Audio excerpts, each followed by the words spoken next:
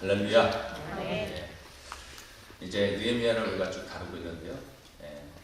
느헤미야는 사실 페르시아의 술관원장, 오늘날로 말하자면은 왕의 비서실장 아닙니까? 그러니까 왕의 총애도 받고 나름 돈도 있고 명예도 있고 권력도 있고 자기 혼자 잘 먹고 잘 살면 그만입니다. 그러나 유다 민족들이 고난당한다는 그 소식을 들은 거예요. 그래하여 그들의 고통과 아픔을 자신의 아픔으로 여기고 울며 기도하였습니다. 이스라엘 성벽을 건설하는 것은 정치적으로 도저히 해결할 수 없는 문제였기 때문에 하나님께 기도하면서 왕의 은혜를 입게 해달라 간절히 기도했잖아요. 결국 하나님께서는 왕의 마음을 열어 이스라엘 성벽을 건설할 수 있도록 인도해 주셨습니다. 할렐루야.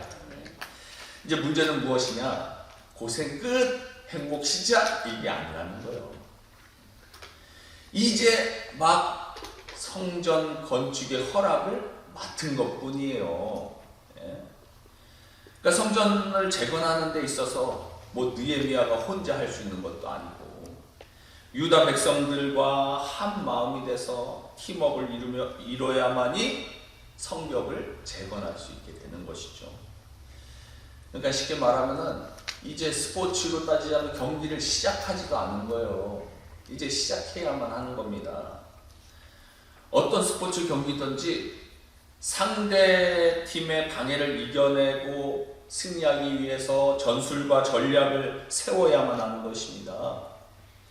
미국에서 가장 인기 있는 스포츠가 미식축구, 슈퍼볼이라고 하죠.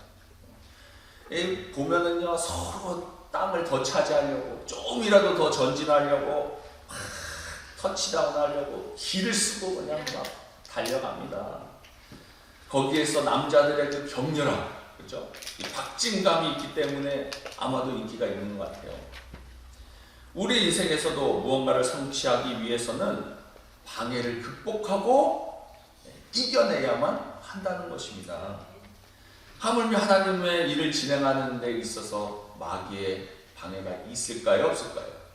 있죠. 왜 없겠습니까? 이스라엘 성벽을 건설하려고 이제 막 경기장에 들어와서 이제 막 게임을 시작해야 되는 겁니다. 그런데 하나님, 우리 팀에게 태클 걸지 않게 해주세요. 이렇게 하는 스포츠 경기가 어디 있습니까? 스포츠를 경기하면서 저 사람이 공격하지 않게 해주세요. 이런 스포츠 경기 어디 있냐는 거예요. 그렇게 말할 수나 있습니까? 당연하게도 강력한 원수들의 공격이 있는 것이죠. 그러나 강력하게 그들의 공격을 이겨내야만 하는 것입니다. 오늘은 일어나 건축하자라는 제목으로 말씀을 선포하고자 합니다. 왕의 허락을 받아 이제 성전 건축을 위해 이제 느헤미야가 페르시아 수산궁에서 떠나 예루살렘에 이제 도착하게 됩니다. 11절에 보면 내가 예루살렘에 이르러 머무른 지 사흘 만에, 예루살렘에 도착한 지 이제 3일이 지난 거예요. 근데 여기에 어떤 이야기가 나오지 않습니다. 그냥 3일을 보냈다라고만, 지났다고만 말하고 있어요. 정확하게 말한다면 아무 일도 하지 않았다기보다는 아무래도 느헤미야가 고향 땅 예루살렘에 도착했을 때 어떻게 해요? 보통 성대한 그 만찬, 그죠? 환영잔치를 벌여야 되는 거 아니에요? 그렇잖아요? 그런데 그런 얘기가 없어요. 고향 사람들이 볼 때 느헤미야는요, 왕의 친위대를 끌고 호의를 받으면서 고향 땅으로 금이 환영한 것입니다. 포로로 잡혀간 사람 중에서 그 페르시아 왕의 최측근 비서실장까지 오르는 그 일이 어디 쉬운 일입니까? 완전히 금이 환영해가지고 성공해가지고 고향 땅으로 왔기 때문에 어쩌면 모든 사람들의 시선이 그냥 느헤미야 일거수일투족을 다 쳐다보고 있었을 거예요. 오늘날 같아봐요. 우리 조국에도 보면은요, 이 미국에서 성공한 사람들 딱 들어가면요, 매스컴에서 그죠? 한국 뭐 KBS, MBC, 뭐 SBS 기자들이 막 인터뷰하러 오잖아요. 미국으로 치면 CNN, MBC, 뭐 ABC, 팍스뉴스 그런 기자들이요. 기자회견을 열 겁니다. 어떻게 이렇게 성공해서 오게 됐습니까? 앞으로 할 일이 무엇입니까? 막 이렇게 하잖아요. 예? 그러면 보통 사람들 같으면 기자회견에서 제가 왕의 허락을 받고 왕명을 이끌고 구약 땅에 왔으니까 모든 일이 잘 될 겁니다. 고생 끝 행복 시작. 뭐 이런 식으로 막 기자회견을 하지 않았겠어요. 근데 느헤미야는 침묵해 버리는 거예요. 왜요? 주변에 이스라엘 민족들을 그냥 방해하려는 사람들이 다 쳐다보고 있는데 거기다가 휘발유를 부어버리면 어떡해요? 조용히 하는 거예요. 조용히. 무슨 일이든지. 떠벌린다고 되는 게 아니에요. 뭐하러 자극을 해. 어쩌면 2, 3개월간 이렇게 긴 여정을, 그죠? 이렇게 고향 땅으로 돌아오는 그 여정을 이제 피로를 회복하고자 3일 동안 보냈을 수도 있죠. 중요한 것은 느헤미야는 도착하자마자 자신을 자랑하지 않았다는 겁니다. 이스라엘의 유명한 그런 지도자들도 만난 적이 없는 거예요. 느헤미야는 기도의 사람이잖아요. 무슨 일을 하든지 간에 항상 기도부터 하였고 간구하였습니다. 아마도 느헤미야는 3일 동안 자신의 육체를 쉬면서 하나님 앞에 간구했던 것 같아요. 그 12절 상반절에 보면 내 하나님께서 예루살렘을 위해 무엇을 할 것인지 내 마음에 주신 것을 내가 아무에게도 말하지 아니하고. 내 하나님 예루살렘을 위해 무엇을 할 것인지 내 마음에 주신 것을, 이 말이 무슨 말입니까? 3일 동안, 그죠? 육체를 쉼을 갖고 하나님께 기도하고 정리하는 거죠. 어떻게 해야 될 것인가. 그러면서 하나님으로부터 1:1 과외를 받는 겁니다. 쪽집게 과외를 받는 거예요.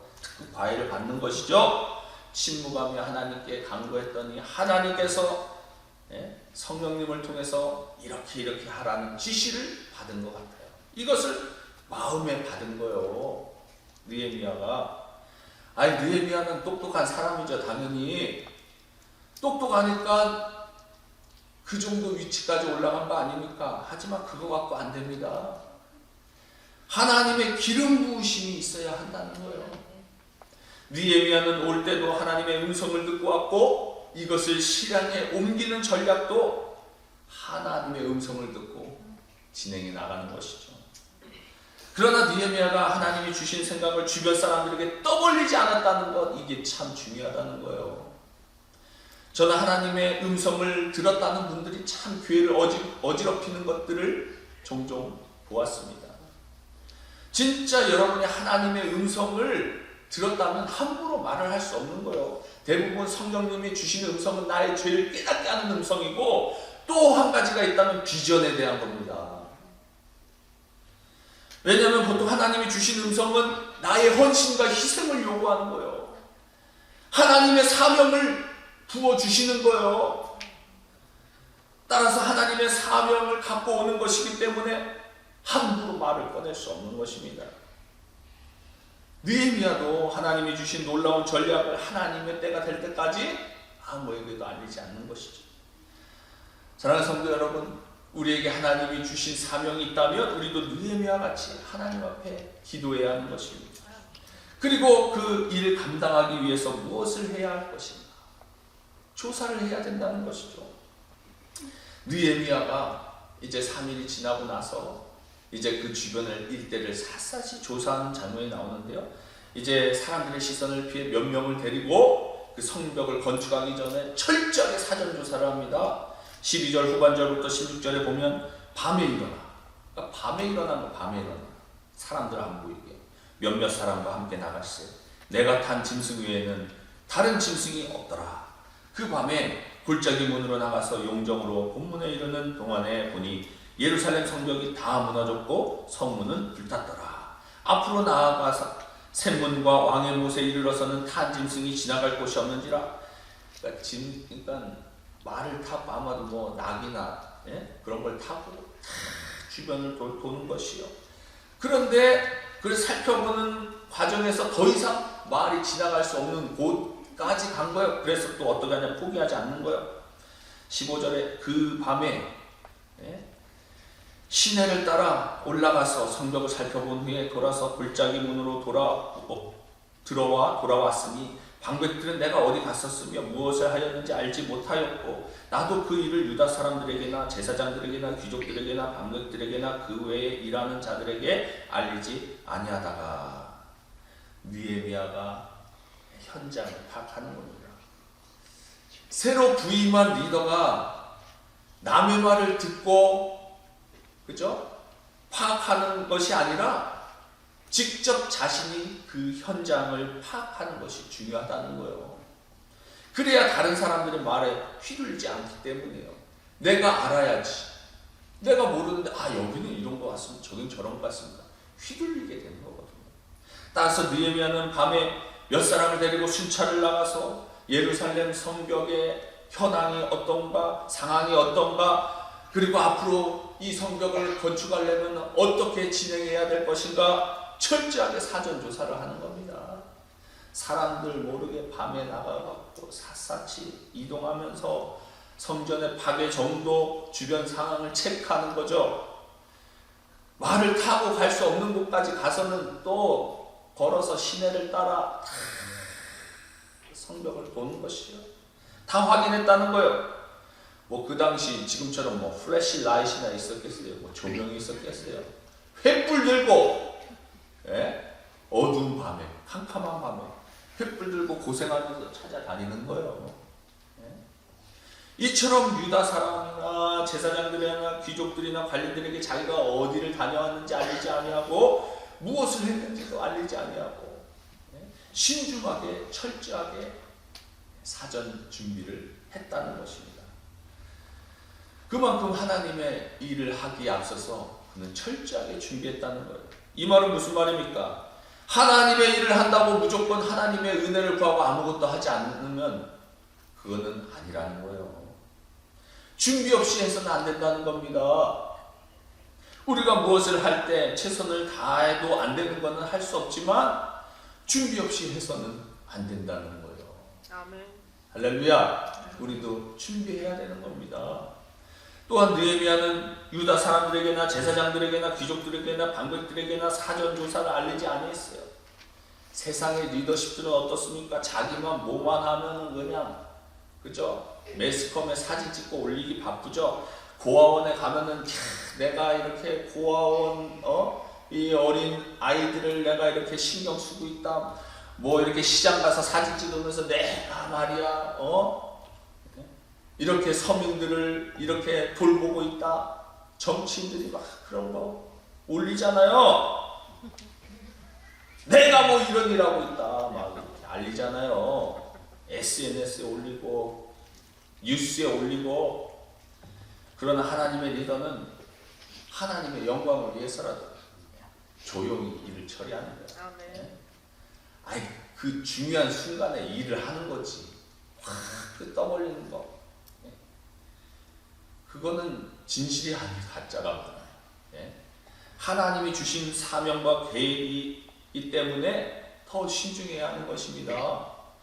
내가 하나님의 음성을 들었다. 하나님이 내게 이런 일 하라고 다녔다. 이런 일 하라고 말했다. 이렇게 떠들고 다니는 사람들 사실 대부분이 가짜의 가능성이 많다는 겁니다. 하나님의 때에 맞춰 하나님이 하실 일 계획을 드러내는 것이 지혜로운 것이죠. 이처럼 느헤미야가 철저하게 사전 준비하는 모습이 하나님의 사명을 감당하는 우리들의 모습이 되어야 할 줄 믿습니다. 아멘. 기도로 준비하고 비밀리에 현장 답사 사전 준비를 철저하게 끝낸 느헤미야는 마침내 유다 백성들의 지도자들을 다 모아놓고 성전 재건의 계획을 밝히고 협조를 구하죠. 17절에 보면 후에 그들에게 이르기를 우리가 당한 공경은 너희도 보고 있는 바라. 예루살렘이 황폐하고 성문이 불탔으니 자 예루살렘 성을 건축하여 다시 수치를 당하지 말자 하고 느헤미야는요 마치 뚱구름 잡듯이 핑크빛 미래가 우리에게 오고 있다 이런 식으로 말하지 않습니다. 먼저 현실을 직시하죠. 현실을 드러냅니다. 그러면서 유다 백성들에게 동기부여를 확실히 심어주는 것을 보게 되는 것이죠. 아마도 모든 사전 작업을 다 마친 이 느헤미야가 이 유다 백성들에게 하나하나까지, 야, 동쪽에 가니까 이렇게 됐던데, 서쪽에 가니까 이렇게 됐던데, 이렇게 회파되어 있는 이 성문, 이렇게 회파되어 있는 이 성벽들 어쩔 것이냐, 현실을 직시하게 만드는 거죠. 봐라, 황폐하게 무너진 예루살렘 성벽과 성문이 불에 타서 주변 민족들로부터 수치와 공경을 당하고 있는 거 너희들 알지 않느냐? 언제까지 너희 자녀들 이렇게 어렵게 만들 것이냐? 이런 데서 너희 자녀들 키울 수나 있고? 깨닫게 하는 거예요. 주변 민족들이 언제 쳐들어와서 우리의 물건을 빼앗아갈지도 모르는데 이런 상황에서 우리의 자녀들은 어떡할 것이냐? 그러나 우리가 성을 건축하여 다시는 수치를 당하지 말자!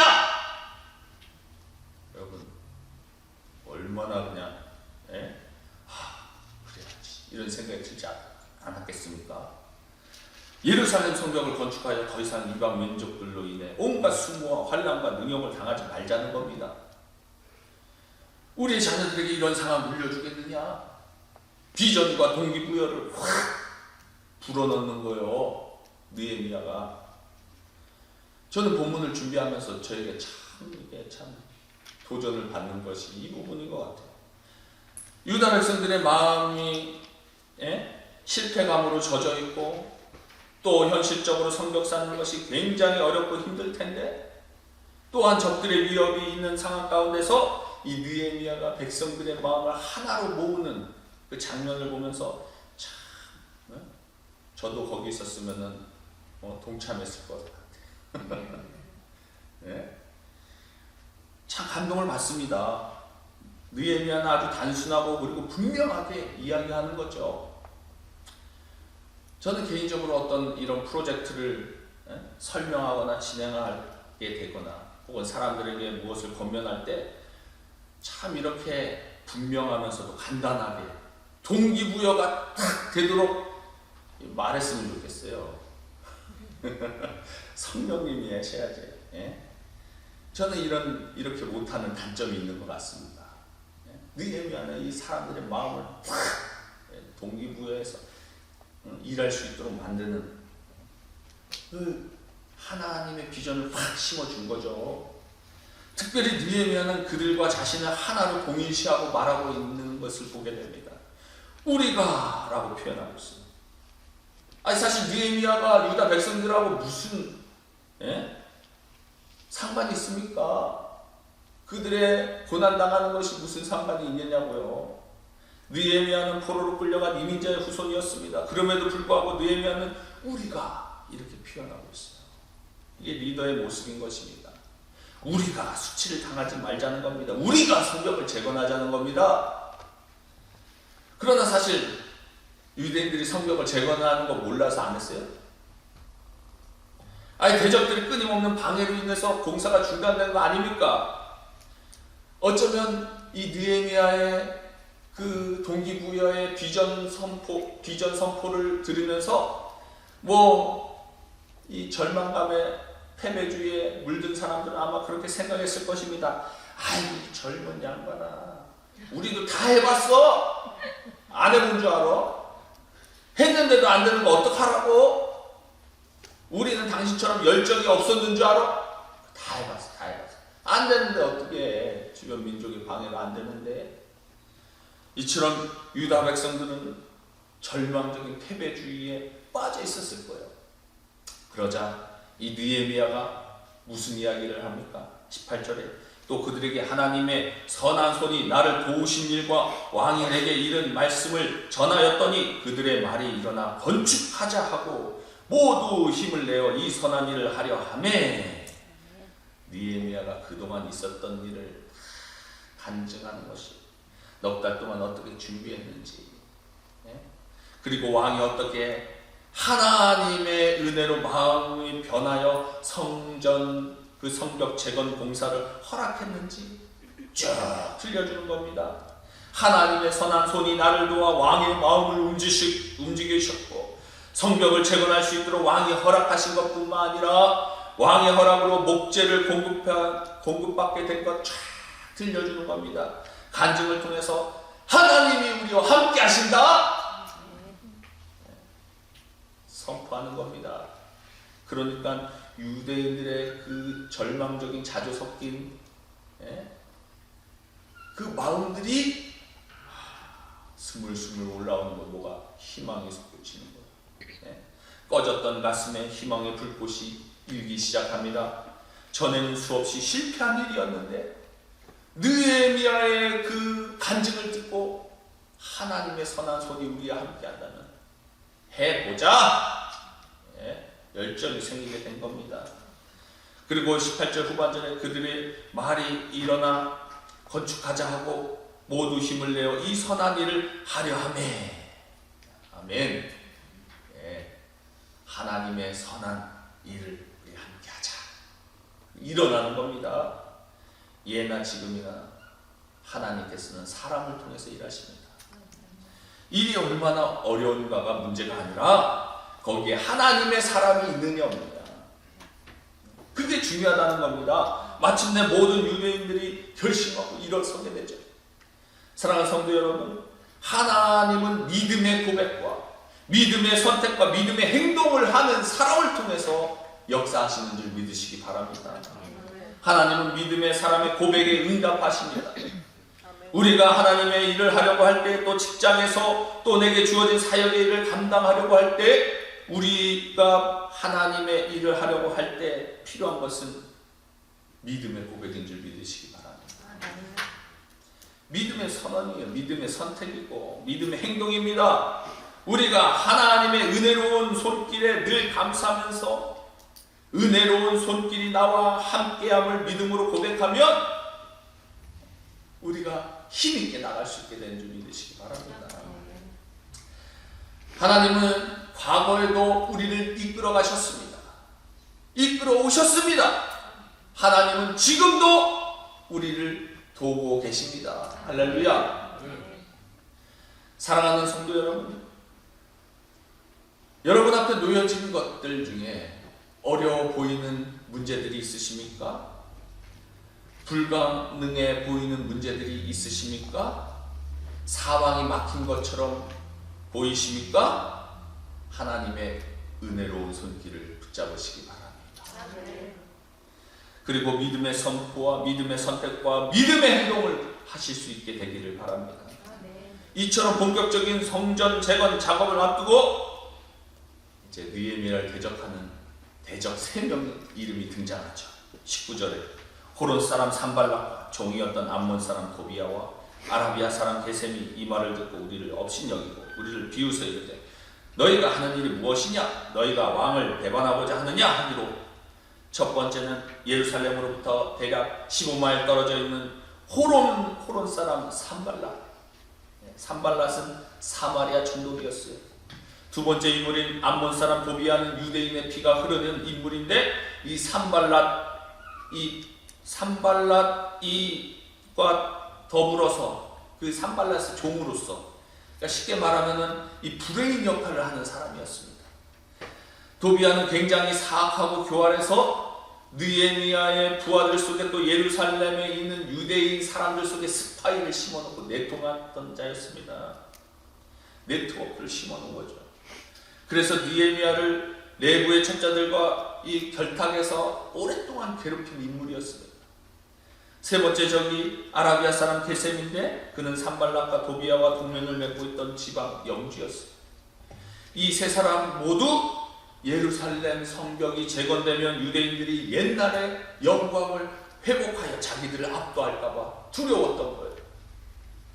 이 세 사람이 합심하여 가진 방법으로 느헤미야의 성전 재건 공사를 방해하게 되는데 이들의 집요함과 교활함이 이제 계속해서 드러나게 되는 것입니다. 이 말은 무슨 말입니까?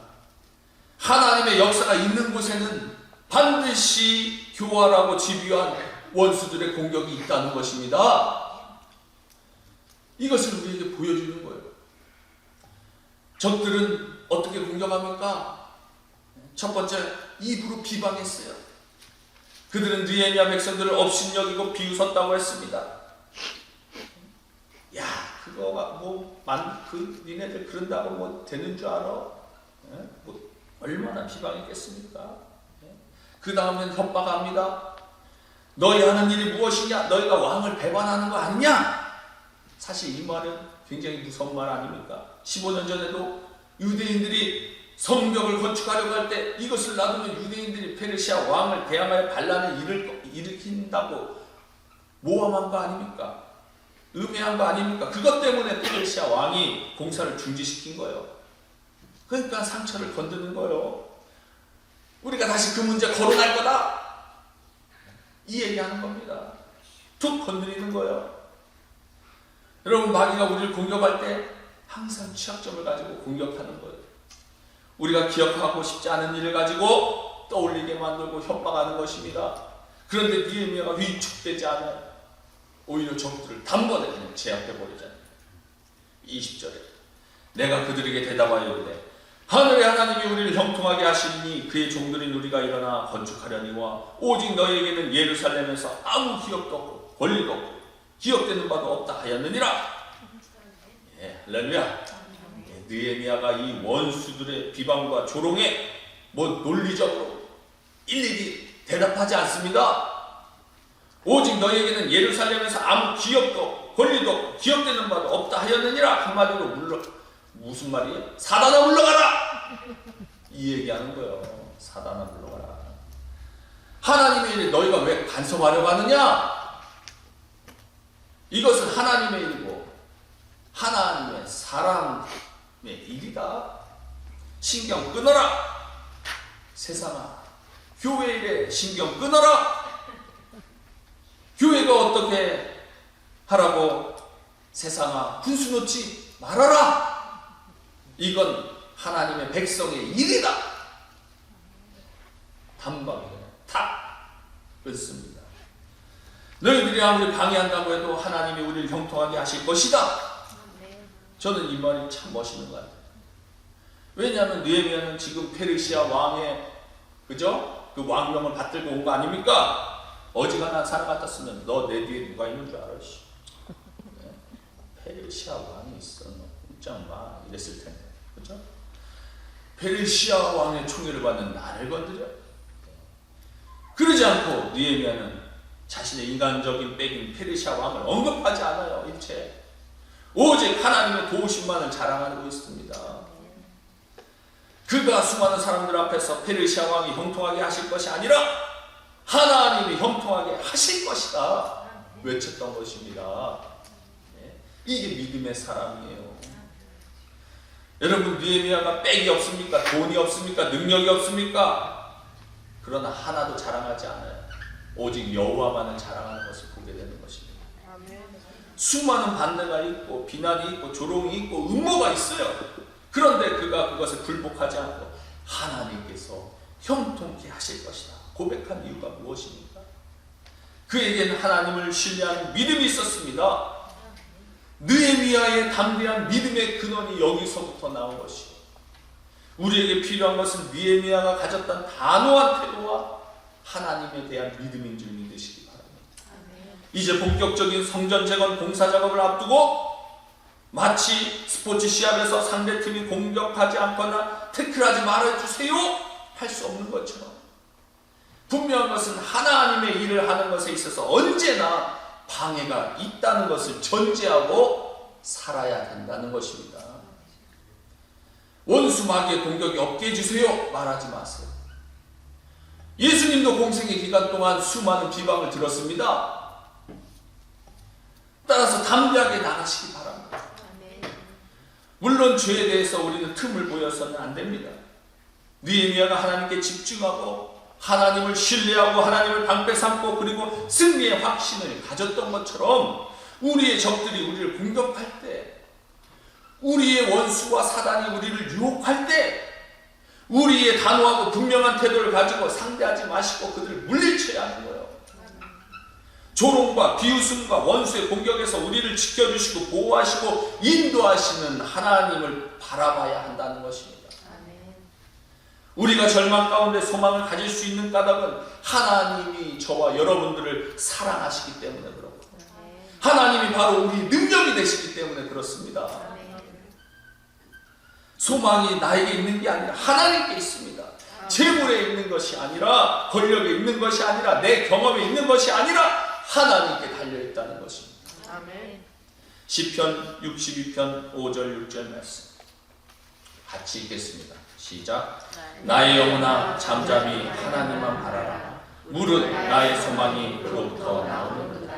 오직 그만이 나의 반석이시요 나의 구원이시요 나의 요새이시니 내가 흔들리지 아니하리라. 할렐루야. 아멘. 사랑하는 성도 여러분, 하나님을 바라보시기 바랍니다. 우리의 소망이 하나님에게서 나온다는 거예요. 그 하나님으로 나의 힘을 삼고 소망으로 삼고 느헤미야 같이 나가시기를 원합니다. 느헤미야의 신중함, 하나님의 은혜로운 손길에 대한 믿음으로 적들에 대해 단호하게 나아가는 것이 우리들에게 필요하다는 겁니다. 우리도 느헤미야처럼 하나님께 간구하면서도 철저하게 준비하고 헌신하고 백성과 자신을 동일시하며 하나님의 은혜로운 손길을 사모하며 하나님의 선한 일을 감당하실 수 있기를 바랍니다. 또한 당연히 있을 적들의 비웃음에 단호하게 대처하며 하나님으로 소망의 근을 삼고 하나님의 도우심으로 우리에게 주어진 사명을 감당하실 수 있는 저와 여러분들 다 되시기를 주님의 이름으로 축원드립니다. 아멘. 기도하겠습니다.